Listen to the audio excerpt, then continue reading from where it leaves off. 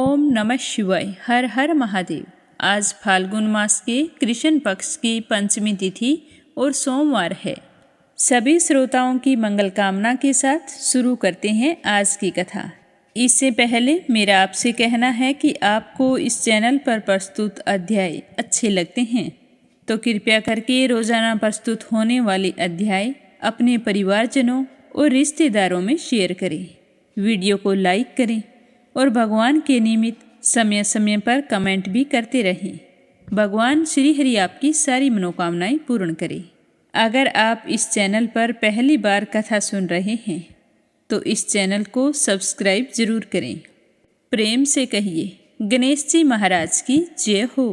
एक बार एक नगर में एक मालिन रहती थी। बीमारी के चलते उसके पति की मौत हो चुकी थी। उसके एक 4 साल का बेटा था। वह उसी के सहारे अपना जीवन यापन करती थी। उसकी सास बहुत ही कठोर हृदय वाली थी।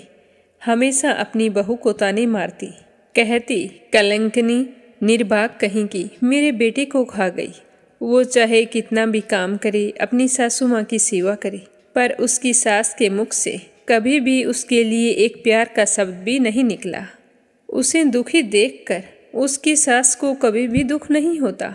वो कभी नहीं सोचती कि इस उम्र में पति को गंवाने के बाद बेचारी कितनी दुखी रहा करती होगी। इन सब बातों को नज़रअंदाज करते हुए वह हर समय अपनी बहू के साथ लड़ाई करती थी, जितनी हो सके तकलीफ देती थी। फिर भी उसकी बहू सामने बोलकर कुछ नहीं कहती, तो इतने से भी उसकी सास का मन नहीं भरा। एक दिन उसने अपने गुस्से के चलते अपने पोते और बहू को घर से निकाल दिया। दोनों माँ बेटे रोते रोते घर से चल पड़े। चलते चलते एक जंगल में पहुंच गए। वहां जाकर एक बड़े से पेड़ के नीचे बैठ गए। वहां से थोड़ी ही दूरी पर एक गणेश जी का मंदिर था। वहां पर बहुत सारे लोग गणेश जी के दर्शन करने आते, वहां प्रसाद चढ़ाते और फिर वहां मौजूद लोगों को बांट देते। तो वो माँ बेटे दोनों गणेश जी के मंदिर में गए। वहां जाकर उसकी माँ कहने लगी कि गणेश जी महाराज, मुझसे ऐसी क्या गलती हो गई जिसकी मुझे आप इतनी बड़ी सज़ा दे रहे हैं। पहले मुझसे मेरे पति को छीन लिया और अब मुझे घर से बेघर कर दिया। अब मैं मेरे बेटे के साथ कहाँ जाऊँ, क्या करूँ, कहाँ रहूँ? अब आप ही मुझे कोई रास्ता दिखाएं। आज आपके सिवा हमारे माँ बेटे का कोई नहीं है। फिर माँ बेटे दोनों मंदिर के आगे बैठ गए।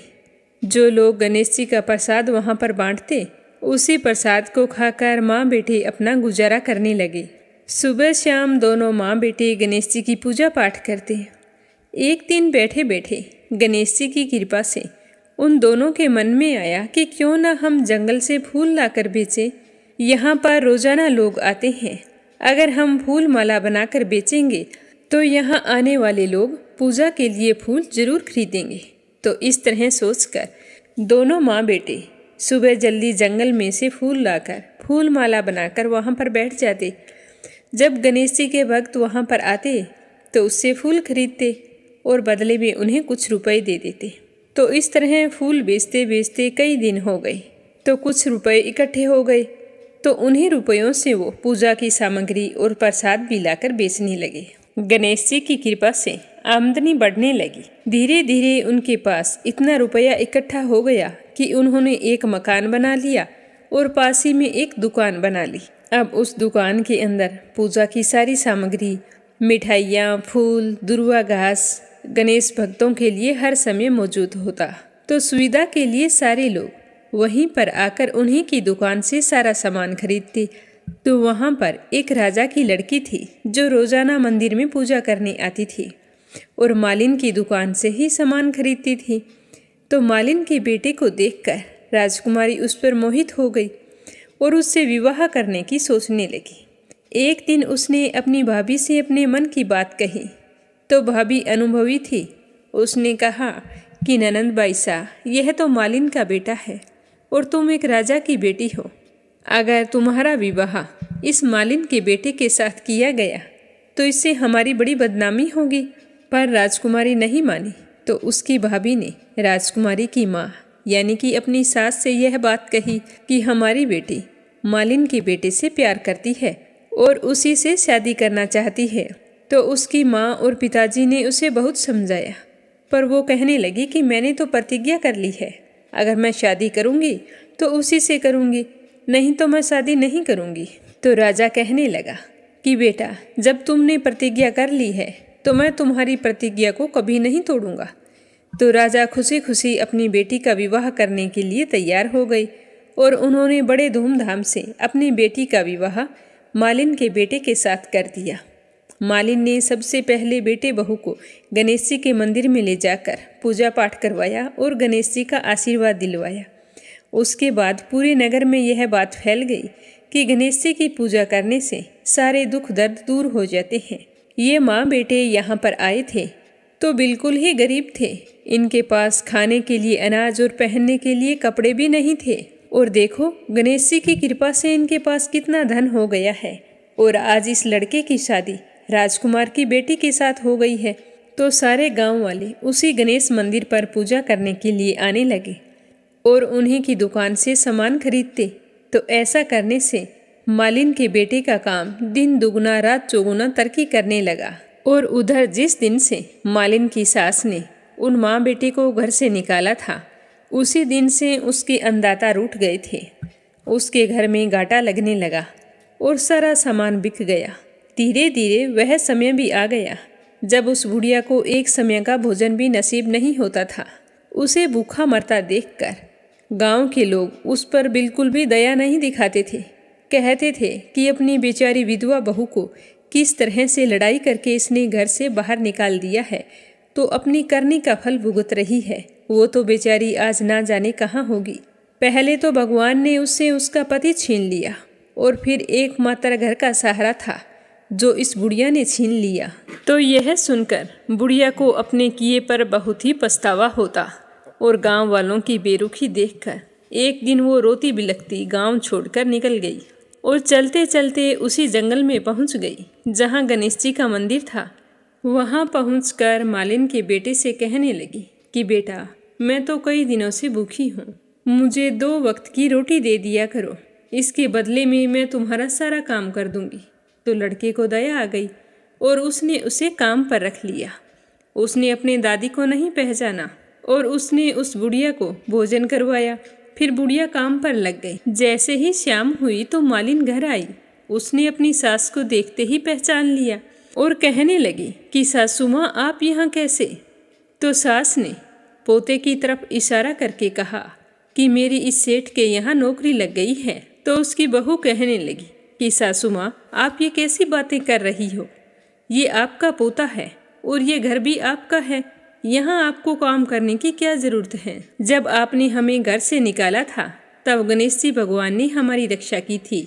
तो यह देखकर वो बुढ़िया बड़ी ही हैरान हुई और अपनी बहू से कहने लगी कि बेटा, मुझसे गलती हो गई, मैंने मेरे करने का फल भोग लिया है। तुम्हें घर से निकालने के बाद घर में जो कुछ था सब कुछ नष्ट हो गया। मुझे तो खाने के लिए अन्न का एक दाना तक नसीब नहीं होता था और ऊपर से सारे गांव वालों ने मुझसे मुख मोड़ लिया। तभी तो मैं घर छोड़कर निकल गई। बेटा, मुझे मेरी करनी पर बहुत ही पछतावा हो रहा है, तुम मुझे माफ़ कर दो। तो उसकी बहू कहने लगी कि माँ जी, कभी माँ भी अपने बच्चों से माफ़ी मांगती है? जो हुआ सो हुआ, उसे भूल जाओ और खुशी खुशी अपने पोते का सुख देखो। तो वह बुढ़िया सोचने लगी कि मेरी बहू कितनी अच्छी है और मैं इसे कभी भी पहचान नहीं सकी। आज मेरे पास कुछ नहीं है और इसके पास सब कुछ है, फिर भी ये देखो मुझे कितनी प्रेम पूर्वक अपने घर में रखकर मान सम्मान दे रही है। ऐसा सोचते हुए उस बुढ़िया की आंखों से खुशी के आंसू चल पड़े। हे गणेश जी महाराज, जैसा सुख आपने मालिन को दिया वैसा सुख सबको देना। जो आपकी इस कथा को पूरे श्रद्धा भाव से सुने उसकी सारी मनोकामनाएं पूर्ण करना। बोलो गणेश जी भगवान की जय हो। अब अगली कहानी सुनते हैं भगवान शिव और माता पार्वती की। प्रेम से बोलो शिव गौरी की जय हो।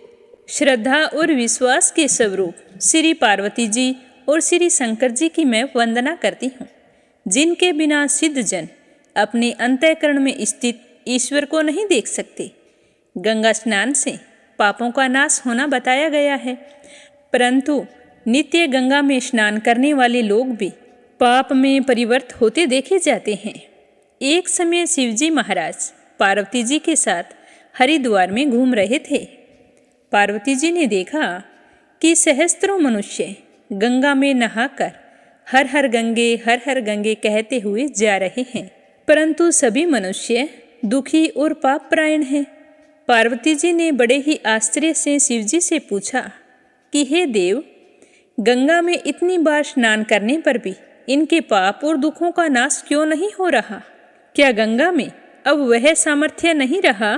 तो पार्वती की बात सुनकर शिवजी कहने लगे कि हे प्रिय, गंगा में तो वही सामर्थ्य है, परंतु इन लोगों ने पाप नाशिनी गंगा में स्नान किया ही नहीं, तब इन्हें लाभ कैसे प्राप्त होगा?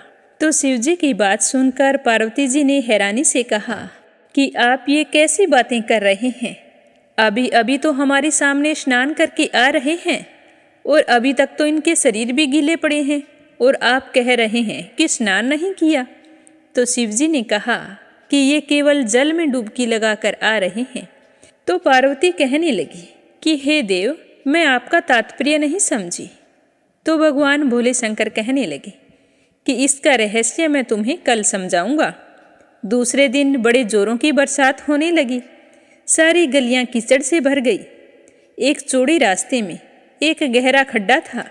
चारों ओर से लपटीला कीचड़ भर रहा था।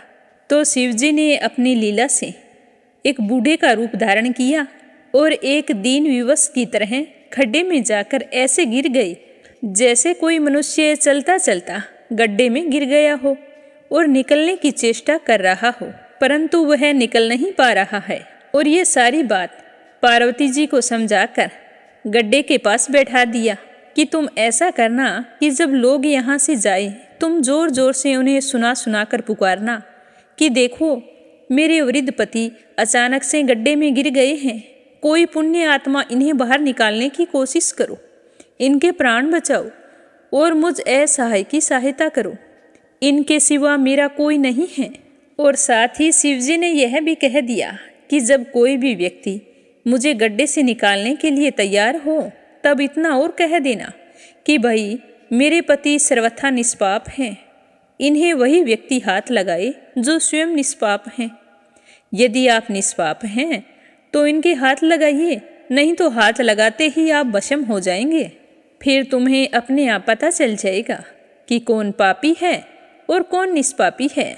तो पार्वती ने कहा कि ठीक है स्वामी, कहकर गड्ढे के किनारे बैठ गई और आने जाने वालों को सुना कर शिवजी की सिखाई हुई बातें कहने लगी। तो गंगा से नहाकर लोगों के दल ही आ रहे थे।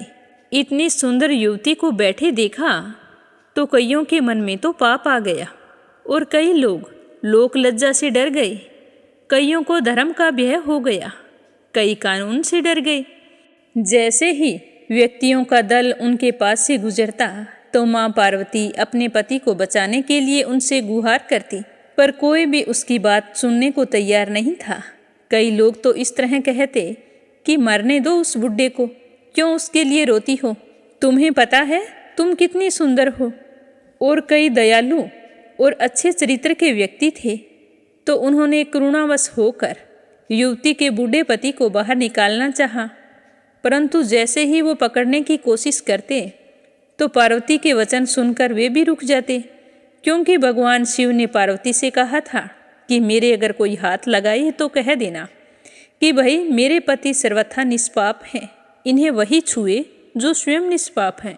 अगर आपने कभी कोई पाप किया है और इन्हें हाथ लगा दिया तो आप यहीं भस्म हो जाएंगे। तो पार्वती की ये बात सुनकर सारे व्यक्ति वहीं रुक जाते और यह भी सोचते कि हम गंगा में नहा कर आए हैं, पर क्या हुआ, पापी तो हैं ही।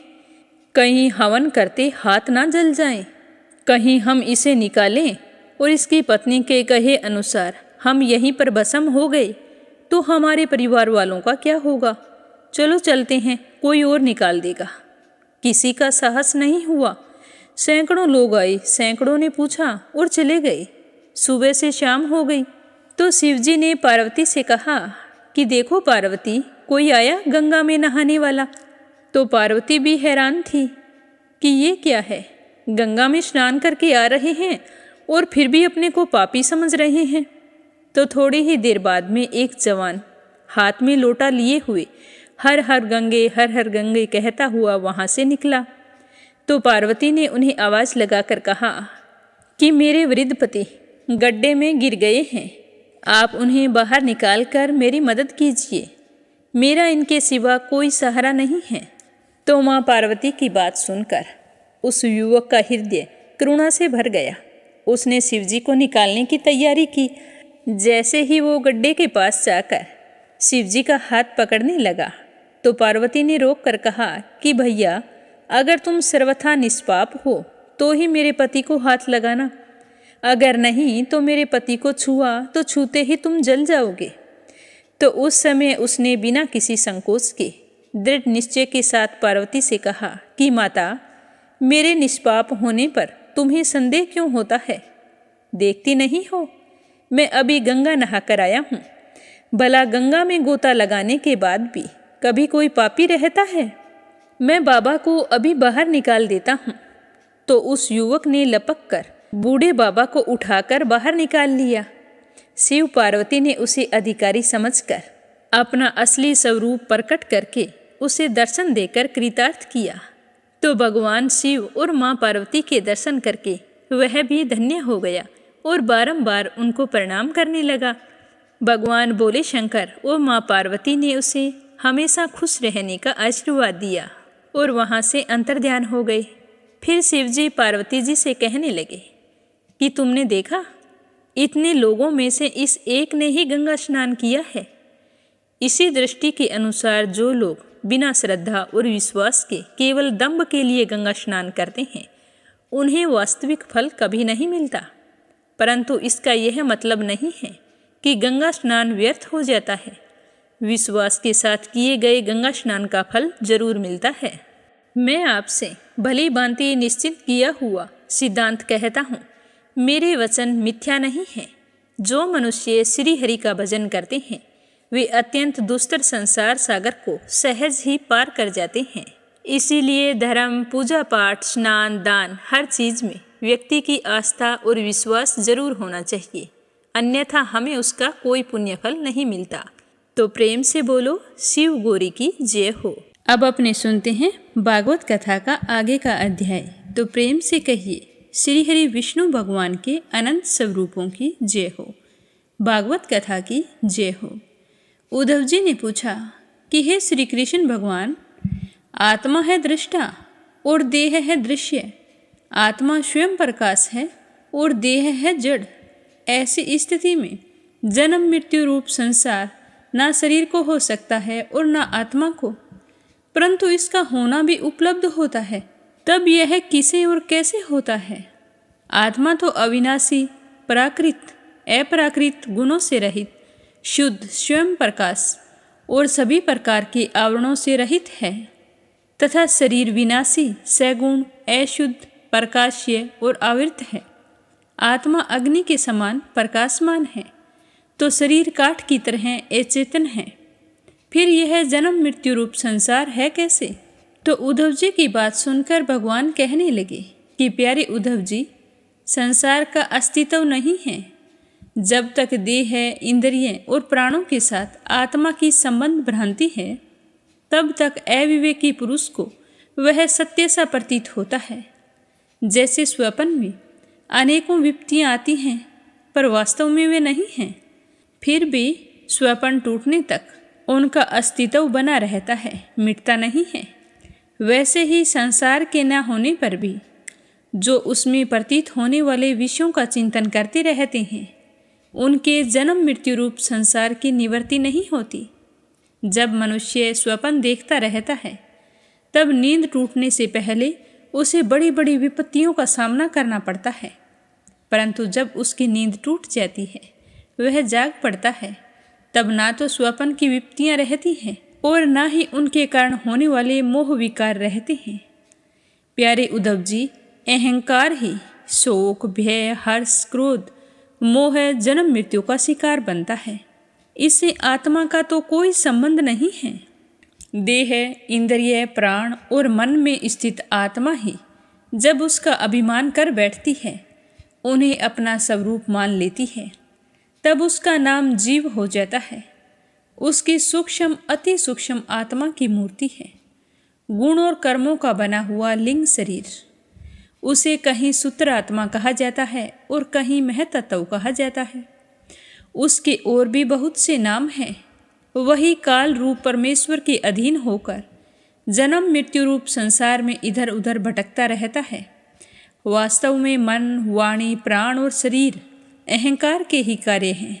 यह है तो बहुत ही पवित्र, परंतु देवता, मनुष्य आदि अनेक रूपों में इसकी प्रतीति होती है। मननशील पुरुष उपासना की शान पर चढ़कर ज्ञान की तलवार को अत्यंत तीखी बना लेता है। उसके द्वारा देह अभिमान का अहंकार करके पृथ्वी में निडर होकर विचरता है। फिर उसमें किसी प्रकार की आशा तृष्णा नहीं रहती। आत्मा और अनात्मा के स्वरूप को अलग अलग भली भांति समझ लेना ही ज्ञान है, क्योंकि विवेक होते ही द्वैत का अस्तित्व मिट जाता है। उसका साधन है तपस्या के द्वारा हृदय को शुद्ध करके वेद आदि शास्त्रों को सुनना।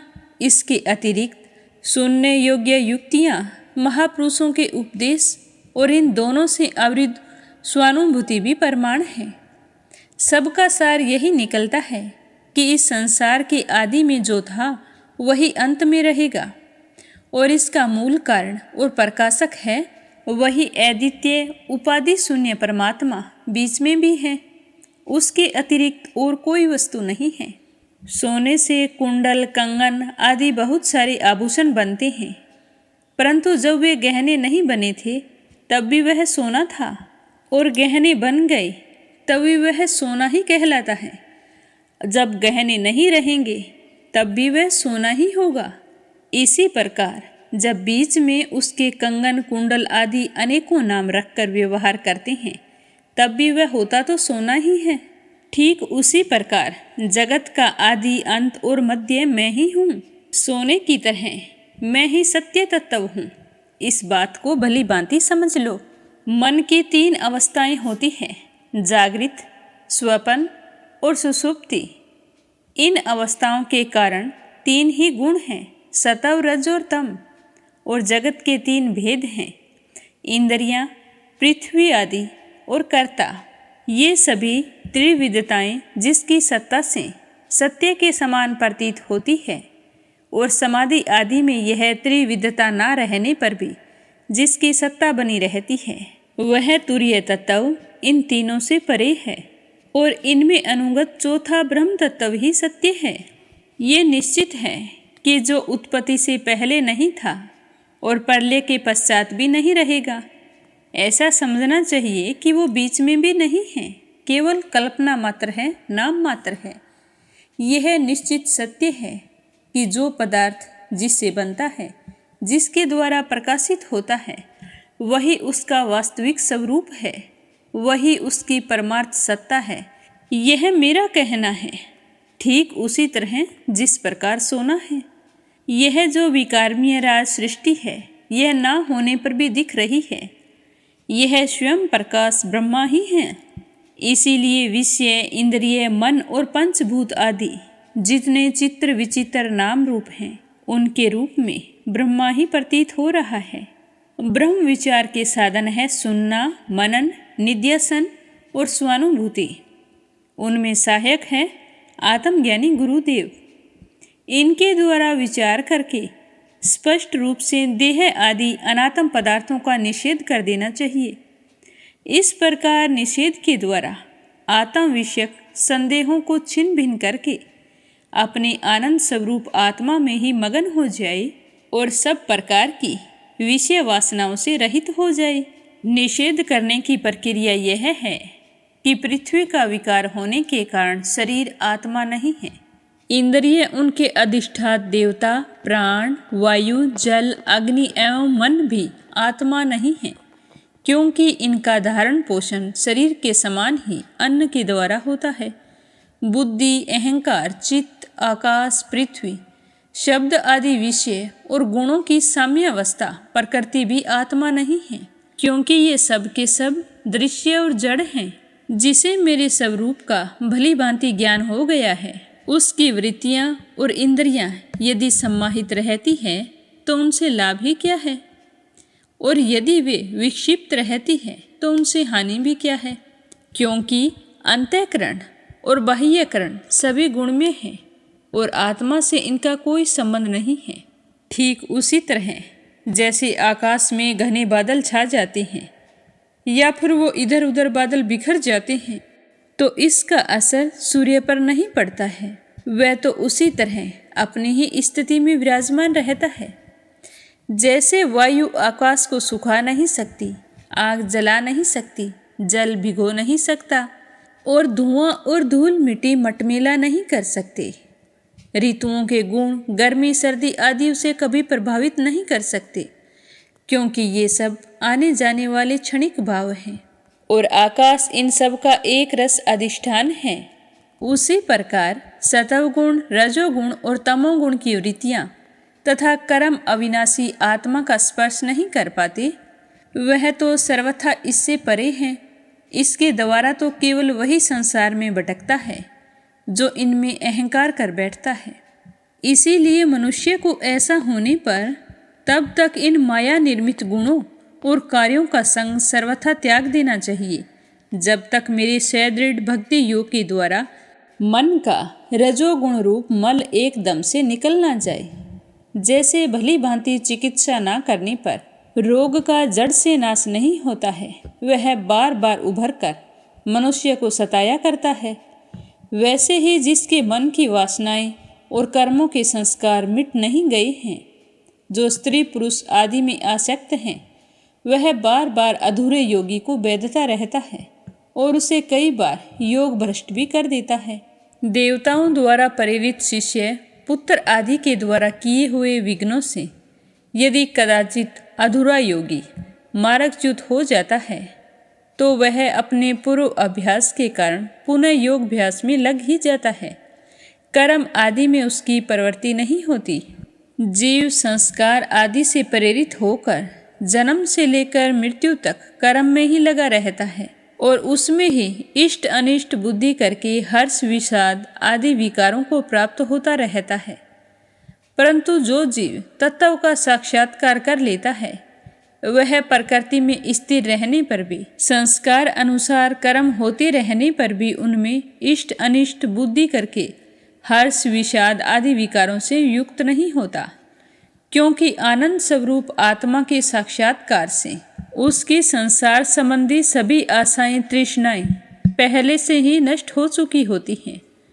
जो अपने स्वरूप में स्थित हो गया है, उसे इस बात का जरा भी भान नहीं रहता कि वह खड़ा है, बैठा है या चल रहा है, सो रहा है, मल मूत्र त्याग रहा है, भोजन कर रहा है अथवा कोई स्वाभाविक और कर्म कर रहा है, क्योंकि उसकी वृत्ति तो आत्म स्वरूप में रहती है। यदि ज्ञानी पुरुष की दृष्टि में इंद्रियों के विविध बाहरी विषय जो कि ऐशत है आते भी हैं, वह उन्हें अपनी आत्मा से भिन्न नहीं मानता, क्योंकि वे युक्तियों, प्रमाणों और स्वानुभूति से सिद्ध नहीं होते। जैसे नींद के टूट जाने पर स्वप्न में देखे हुए और जागने पर तिरोहित हुए पदार्थों को कोई सत्य नहीं मानता, वैसे ही ज्ञानी पुरुष भी अपने से भिन्न प्रतीयमान पदार्थों को सत्य नहीं मानते। इसका मतलब यह नहीं होता कि अज्ञानी ने आत्मा का त्याग कर दिया है और ज्ञानी उसको ग्रहण कर रहा है। इसका मतलब केवल इतना होता है कि अनेकों प्रकार के गुण और कर्मों से युक्त देह, इंद्रिय आदि पदार्थ पहले अज्ञान के कारण आत्मा से अभिन्न मान लिए गए थे। उनका विवेक नहीं था। जब उनकी आत्म दृष्टि होने पर अज्ञान और उसके कार्यों की निवृत्ति हो जाती है। इसीलिए अज्ञान की निवृत्ति ही अभिष्ट है। वृत्तियों के द्वारा ना तो आत्मा का ग्रहण हो सकता है और ना ही त्याग हो सकता है। ठीक उसी तरह जैसे सूर्य उदय होकर मनुष्यों के नेत्र के सामने से अंधकार का पर्दा हटा देते हैं, किसी नई वस्तु का निर्माण नहीं करते, वैसे ही मेरे स्वरूप का सच्चा ज्ञान पुरुष की बुद्धि में जो अज्ञान का आवरण है उसे नष्ट कर देता है, जिससे वह किसी भी वस्तु का अनुभव नहीं करता है। आत्मा नित्य अपरोक्ष है, उसकी प्राप्ति नहीं करनी पड़ती, वह स्वयं प्रकाश है। उसमें अज्ञान आदि किसी प्रकार के विकार नहीं है, वह जन्म रहित है। आत्मा में देश काल और वस्तुकृत परिच्छेद न होने के कारण अस्तित्व, वृद्धि, परिवर्तन और विनाश उसका स्पर्श तक नहीं कर सकते। सब प्रकार की अनुभूतियां आत्म स्वरूप है। जब मन और वाणी आत्मा को अपना अविषय समझकर निवृत्त हो जाते हैं, तब वही सजातीय, विजातीय और स्वगत भेद से शून्य एक अद्वितीय रह जाता है। व्यवहार दृष्टि से उसके स्वरूप का वाणी और प्राण आदि के परिवर्तक के रूप में निरूपण किया जाता है। अद्वितीय आत्म तत्व में अर्थहीन नामों के द्वारा विविधता मान लेना ही मन का भ्रम है, अज्ञान है। सचमुच यह बहुत ही बड़ा मोह है, क्योंकि अपनी आत्मा के अतिरिक्त उस भ्रम का कोई और अधिष्ठान नहीं है। इसीलिए सब कुछ आत्मा ही है। बहुत से पंडित अभिमानवश ऐसा कहते हैं कि यह पंचभौतिक द्वैत विभिन्न नामों और रूपों के रूप में इंद्रियों के द्वारा ग्रहण किया जाता है, इसीलिए सत्य है। परंतु यह तो अर्थहीन वाणी का आडंबर मात्र है, क्योंकि इंद्रियों की अलग सत्ता ही सिद्ध नहीं होती, फिर वे किसको प्रमाणित करेंगी?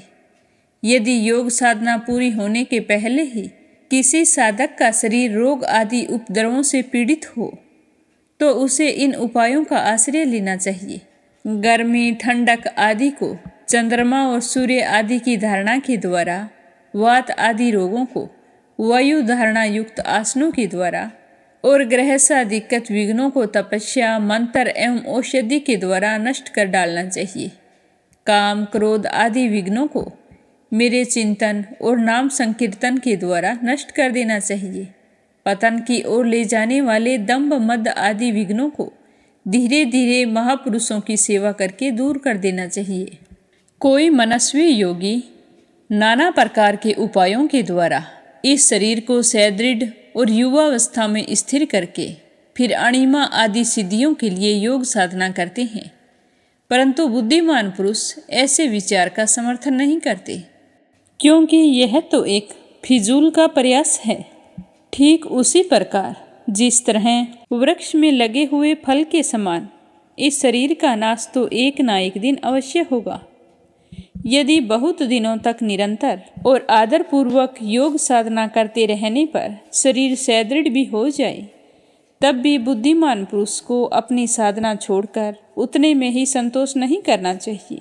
उसे हमेशा हर समय मेरी प्राप्ति के लिए ही संलग्न रहना चाहिए।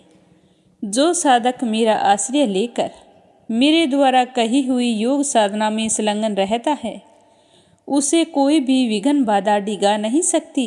उसकी सारी कामनाएं नष्ट हो जाती है और वह आत्म आनंद की अनुभूति में मगन हो जाता है। तो भगवान श्री कृष्ण की बात सुनकर उद्धव जी कहने लगे कि हे भगवान, जो व्यक्ति अपना मन वश में नहीं कर सका, उसके लिए तो आपके द्वारा बतलाई हुई इस योग साधना को मैं बहुत ही कठिन समझता हूँ। अतः आप ऐसा कोई सरल और सुगम साधन बतलाइए जिससे साधारण मनुष्य अनायासी परम पद को प्राप्त हो सके। हे श्री कृष्ण भगवान, आप जानते ही हैं कि अधिकांश योगी जब अपने मन को एकाग्र करने लगते हैं, तब वे बार बार चेष्टा करने पर भी सफल नहीं होने के कारण हार मान जाते हैं और अपने मन को वश में ना कर पाने के कारण बहुत ही दुखी हो जाते हैं। हे कमल नयन, आप तो विश्वेश्वर हैं, आपके द्वारा ही सारे संसार का नियमन होता है। इसी से संसार में विचर रहे चतुर मनुष्य आपकी आनंद वर्षी चरण कमलों की शरण लेते हैं और अनायास ही सिद्धि प्राप्त कर लेते हैं। आपकी माया उनका कुछ भी नहीं बिगाड़ पाती, क्योंकि उन्हें योग साधन और कर्म अनुष्ठान का अभिमान नहीं होता। परंतु जो आपके चरणों का आश्रय नहीं लेते, वे योगी और कर्मी अपने साधन के घमंड से फूल जाते हैं। अवश्य ही आपकी माया ने उनकी मति मार दी है। हे भगवान, आप तो सबके हितैषी हैं। आप अपने अनन्य शरणागत बलि आदि सेवकों के अधीन हो जाएं। यह आपके लिए कोई आश्चर्य की बात नहीं है। क्योंकि आपने राम अवतार ग्रहण करके प्रेमवश वानरों से भी मित्रता की थी। ब्रह्मा आदि लोकेश्वर गण भी दिव्य किरीटों को आपके चरण कमल रखने की चौकी पर रगड़ते रहते हैं। हे प्रभु, आप सबके प्रियतम स्वामी और आत्मा हैं। आप अपने अनन्य शरणागतों को सब कुछ दे देते हैं। आपने बलि, प्रहलाद आदि अपने भक्तों को जो कुछ दिया है, उसे जानकर ऐसा कौन सा पुरुष होगा जो आपको जानबूझकर छोड़ देगा? यह बात किसी भी तरह से मेरे मस्तिष्क में नहीं आ रही है। भला कोई विचारवान विस्मृति के गर्त में डालने वाला तुच्छ विषयों में ही फंसा रहकर भोगों को क्यों चाहेगा? हम लोग आपके चरण कमलों की रज के उपासक हैं। हमारे लिए दुर्लभ ही क्या है? हे श्री कृष्ण भगवान, आप समस्त प्राणियों के अंतःकरण में अंतर्यामी रूप से और बाहर गुरु रूप से स्थित होकर उनके सारे पाप ताप मिटा देते हैं और अपने वास्तविक स्वरूप को उनके प्रति प्रकट कर देते हैं। बड़े बड़े ब्रह्मज्ञानी ब्रह्मा जी के समान लंबी आयु पाकर भी आपके उपकारों का बदला नहीं चुका सकते। इसी से वे आपके उपकारों का स्मरण करके पल पल अधिक से अधिक आनंद का अनुभव करते रहते हैं। इस तरह बताते हुए सुखदेव जी कहने लगे कि हे राजन, भगवान श्री कृष्ण ब्रह्मा आदि ईश्वरों के भी ईश्वर हैं। वे सत्ता और रज आदि गुणों के द्वारा ब्रह्मा, विष्णु और रुद्र का रूप धारण करके जगत की उत्पत्ति, स्थिति आदि के खेल खेला करते हैं। जब उद्धव जी ने अनुराग भरे चित्त से उनसे यह प्रश्न किया, तब उन्होंने मंद मंद मुस्कुराकर बड़े प्रेम से कहना शुरू किया। भगवान श्री कृष्ण कहने लगे कि मेरे प्यारे उद्धव जी, अब मैं तुम्हें अपने उन मंगलमय भगवत धर्मों का उपदेश करता हूँ जिनका श्रद्धापूर्वक आचरण करके मनुष्य संसार रूप दुर्जय मृत्यु को अनायास ही जीत लेता है। इसीलिए हे उद्धव जी, मेरे भक्त को चाहिए कि अपने सारे कर्म मेरे लिए ही करे और धीरे धीरे उनको करते समय मेरे स्मरण का अभ्यास दिन प्रतिदिन बढ़ाता जाए।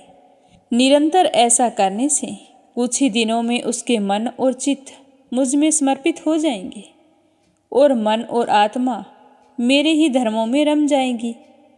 मेरे भक्त साधुजन जिन पवित्र स्थानों में निवास करते हैं, उन्हीं में रहें। देवता, असुर अथवा मनुष्य जो मेरे अनन्य भक्त हों, उनके आचरणों का अनुसरण करना चाहिए। पर्व के अवसरों पर सबके साथ मिलकर अथवा अकेला ही नृत्य, गान आदि के द्वारा पूरे ठाट बाट से मेरी यात्रा आदि के समय महोत्सव करें। शुद्ध अंतःकरण पुरुष आकाश के समान बाहर और भीतर परिपूर्ण एवं आवरण शून्य मुझ परमात्मा को ही समस्त प्राणियों में और अपने हृदय में स्थित देखें। मेरे प्यारे उद्धव जी, जो साधक केवल इस ज्ञान दृष्टि का आश्रय लेकर संपूर्ण प्राणियों और पदार्थों में मेरा दर्शन करता है और उन्हें मेरा ही रूप मानकर सत्कार करता है तथा ब्राह्मण और चंडाल, चोर, ब्राह्मण भक्त, सूर्य और चिंगारी तथा कृपालु और क्रूर में समान दृष्टि रखता है, उसे ही सच्चा ज्ञानी समझना चाहिए। जब निरंतर सभी नर नारियों में मेरी ही भावना आ जाती है, तब थोड़े ही दिनों में साधक के चित्त से स्पर्धा, ईर्ष्या, तिरस्कार और अहंकार आदि दोष दूर हो जाते हैं। अगर आपके अपने ही लोग आपकी हंसी करते हैं, मजाक करते हैं, तो उनकी बिल्कुल भी परवाह ना करें। मैं अच्छा हूँ, वह बुरा है, इस तरह का विचार अपने मन में बिल्कुल ना लाएं। ऐसी देह दृष्टि और लोक लज्जा को छोड़ दें और कुत्ते, चांडाल, गऊ एवं गधे को भी पृथ्वी पर गिरकर साष्टांग दंडवत प्रणाम करें। जब तक समस्त प्राणियों में मेरी भावना, भगवत भावना ना होने लगे, तब तक इस प्रकार से मन, वाणी और शरीर के सभी संकल्पों और कर्मों द्वारा मेरी उपासना करता रहे।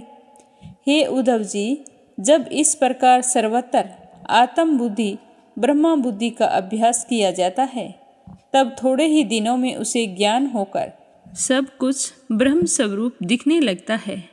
ऐसी दृष्टि हो जाने पर सारे संशय संदेह अपने आप निवृत्त हो जाते हैं और वह सब कहीं मेरा साक्षात्कार करके संसार दृष्टि से उपराम हो जाता है। मेरी प्राप्ति के जितने साधन हैं उसमें मैं तो सबसे श्रेष्ठ साधन यही मानता हूँ कि सारे प्राणियों और पदार्थों में मन, वाणी और शरीर की समस्त वृत्तियों से मेरी ही भावना की जाए। यही मेरा अपना भागवत धर्म है। इसको एक बार शुरू कर देने के बाद फिर किसी भी प्रकार की विघ्न बाधा से इसमें रत्ती भर भी अंतर नहीं पड़ता, क्योंकि यह धर्म निष्काम है और स्वयं मैंने ही इसे निर्गुण होने के कारण सर्वोत्तम निश्चय किया है।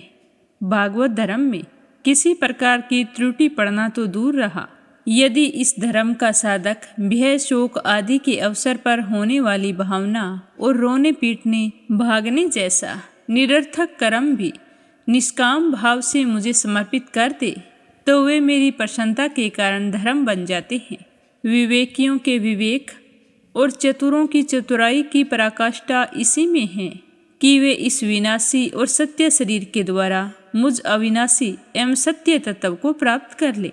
मेरे प्यारे उद्धव जी, यह संपूर्ण ब्रह्म विद्या का रहस्य है जो मैंने संक्षेप और विस्तार से तुम्हें सुना दिया है। इस रहस्य को समझना मनुष्यों के बारे में तो कह ही क्या सकता हूँ, देवताओं के लिए भी अत्यंत कठिन है। मैंने जिस स्पष्ट और युक्ति युक्त ज्ञान का वर्णन बारंबार किया है, उसके मर्म को जो समझ लेता है उसके हृदय की संशय ग्रंथियाँ छिन्न भिन्न हो जाती है और वह मुक्त हो जाता है। मैंने तुम्हारे प्रश्न का भली भांति खुलासा कर दिया है। जो भी मनुष्य हमारे बीच हुए इस संवाद को धारण करेगा वह वेदों के भी परम रहस्य सनातन परम ब्रह्मा को प्राप्त कर लेगा। जो पुरुष मेरे भक्तों को इसे भली भांति स्पष्ट करके समझाएगा उस ज्ञानदाता को मैं प्रसन्न मन से अपना स्वरूप तक दे डालूंगा और उसे आत्मज्ञान प्राप्त कराऊंगा। प्यारे उद्धव जी, यह तुम्हारा और मेरा संवाद स्वयं तो परम पवित्र है ही, दूसरों को भी पवित्र करने वाला है। जो प्रतिदिन इसका पाठ करेगा और दूसरों को सुनाएगा वह इस ज्ञान द्वीप के द्वारा दूसरों को मेरा दर्शन कराने के कारण पवित्र हो जाएगा। जो भी मनुष्य एकाग्र मन से और पूरी श्रद्धा और निष्ठा से नियमित रूप से सुनेगा उसे मेरी परम भक्ति प्राप्त होगी और वह कर्म बंधन से मुक्त हो जाएगा। प्यारे उद्धव जी, तुमने भली भांति ब्रह्मा का स्वरूप समझ लिया है और तुम्हारे चित्त का मोह और शोक तो दूर हो गया होगा। तुम इसे दाम्भिक, नास्तिक, सठ, अश्रद्धालु, भक्तिहीन और उद्धत पुरुष को कभी मत समझाना। जो इन दोषों से रहित हो, ब्राह्मण भक्त हो, प्रेमी हो, साधु स्वभाव हो और जिसका चरित्र पवित्र हो उसी को यह प्रसंग सुनना चाहिए। यदि शूद्र और स्त्री भी मेरे प्रति प्रेम भक्ति रखते हैं तो उन्हें भी इस उपदेश के बारे में जरूर बताना। जैसे दिव्य अमृत पान कर लेने पर कुछ भी पाना शेष नहीं रह जाता, वैसे ही यह जान लेने पर जिज्ञासु के लिए और कुछ जानना शेष नहीं रहता। प्यारे उद्धव जी, मनुष्यों को ज्ञान, कर्म, योग, वाणिज्य और राजदंड आदि से मोक्ष, धर्म, काम और अर्थ रूप फल प्राप्त होते हैं, लेकिन तुम्हारे जैसे अनन्य भक्तों के लिए वह चारों प्रकार का फल केवल मैं ही हूँ। जिस समय मनुष्य समस्त कर्मों का परित्याग करके मुझे आत्मसमर्पण कर देता है उस समय वह मेरा विशेष माननीय हो जाता है और फिर मैं उसे उसके जीवत्व से छुड़ाकर अमृत स्वरूप मोक्ष की प्राप्ति करा देता हूँ और फिर वह मुझ में ही समाकर मेरा ही स्वरूप हो जाता है।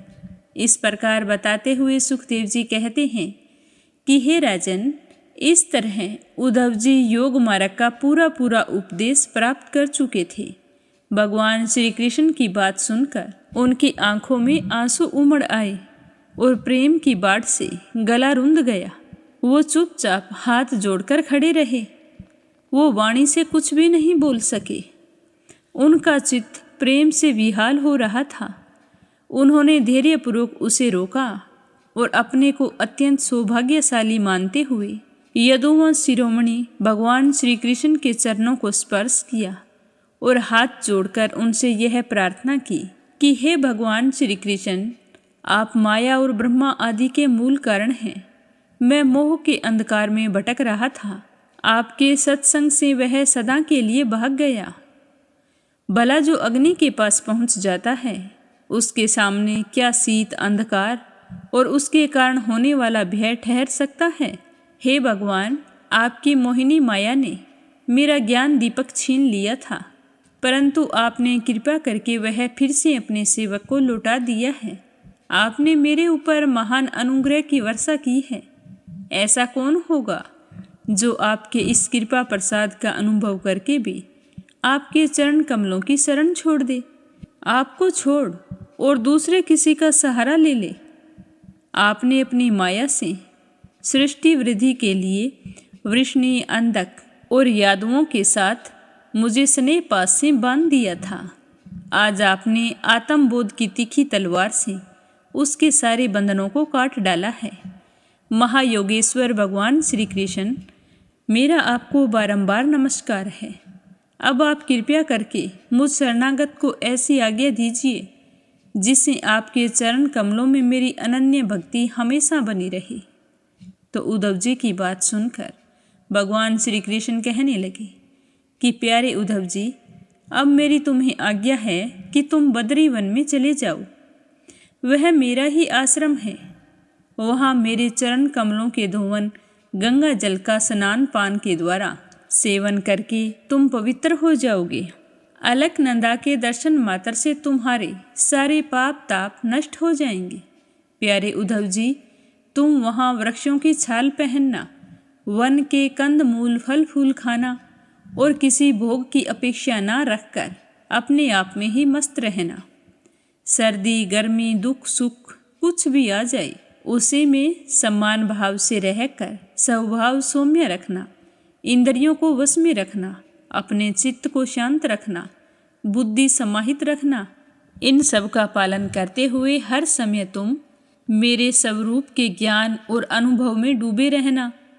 मैंने तुम्हें जो कुछ शिक्षा दी है उसका एकांत में विचार पूर्वक अनुभव करते रहना। अपनी वाणी और चित्त हमेशा मुझ में लगाई रखना और मेरे बताए अनुसार भागवत धर्म में प्रेम से रम जाना। अंत में तुम त्रिगुण और उनसे संबंध रखने वाली गतियों को पार करके उनसे परे मेरे परमार्थ स्वरूप में मिल जाओगे। इस तरह श्री सुखदेव जी परीक्षित को बताने लगे कि हे राजन, भगवान श्री कृष्ण के स्वरूप का ज्ञान संसार के भेद भ्रम को दूर कर देता है। जब उन्होंने स्वयं उद्धव जी को ऐसा उपदेश किया तो उन्होंने उनकी परिक्रमा की, उनके चरणों में अपना सिर रख दिया। इसमें संदेह नहीं है कि उद्धव जी संयोग वियोग से होने वाले सुख दुख से परे थे, क्योंकि वे भगवान के चरणों की शरण ले चुके थे। फिर भी वहाँ से चलते समय उनका चित्त प्रेम से भर गया। उन्होंने अपने नेत्रों की झरती हुई आंसू धारा से भगवान श्री कृष्ण के चरण कमलों को भिगो दिया। हे राजन, भगवान के प्रति प्रेम करके उसका त्याग करना संभव नहीं है। उन्हीं के वियोग की कल्पना से उद्धव जी कातर हो गई। उनका त्याग करने में समर्थ नहीं थे। वे बार बार मूर्छित होने लगे। इसी तरह बार बार मूर्छित होते हुए कुछ समय के बाद में उन्होंने भगवान श्री कृष्ण के चरणों की पादुकाएं अपने सिर पर रखी और भगवान के चरणों में प्रणाम करके वहां से चल दिए। भगवान के परम प्रेमी भक्त उद्धव जी हृदय में उनकी छवि धारण करके बद्री का आश्रम पहुंच गए और वहां उन्होंने तपोमय जीवन व्यतीत करके जगत के एकमात्र हितैषी भगवान श्री कृष्ण के उपदेश अनुसार परम गति को प्राप्त हुए। भगवान शंकर आदि योगेश्वर भी सच्चिदानंद स्वरूप भगवान श्री कृष्ण के चरणों की सेवा किया करते हैं। उन्होंने स्वयं श्रीमुख से अपने परम प्रेमी भक्त उद्धव जी के लिए इस ज्ञान अमृत का वितरण किया। यह ज्ञान अमृत आनंद महासागर का सार है। जो श्रद्धा के साथ इसका सेवन करता है वह तो मुक्त हो ही जाता है। उसके संग से उसके साथ रहने वाले भी मुक्त हो जाते हैं। हे राजन, जैसे भौरा विभिन्न पुष्पों से उनका सार मधु संग्रह कर लेता है, वैसे ही स्वयं वेदों को प्रकाशित करने वाले भगवान श्री कृष्ण ने भक्तों को संसार से मुक्त कराने के लिए यह ज्ञान और विज्ञान का सार निकाला है। उन्होंने जरा रोग भय आदि की निवृत्ति के लिए क्षीर समुद्र से अमृत भी निकाला था तथा उसे अपने निवर्ती मार्गी और परवर्ती मार्गी भक्तों को पिलाया। वे ही पुरुषोत्तम भगवान श्री कृष्ण सारे जगत के मूल कारण हैं। मैं उनके चरणों में बार बार नमस्कार करता हूँ। बोलो श्री हरि विष्णु भगवान के अनंत स्वरूपों की जय हो। बोलो भागवत कथा की जय हो। आज की कथा को यहीं विराम देते हैं। इससे आगे का अध्याय अपने सुनेंगे कल की कथा में।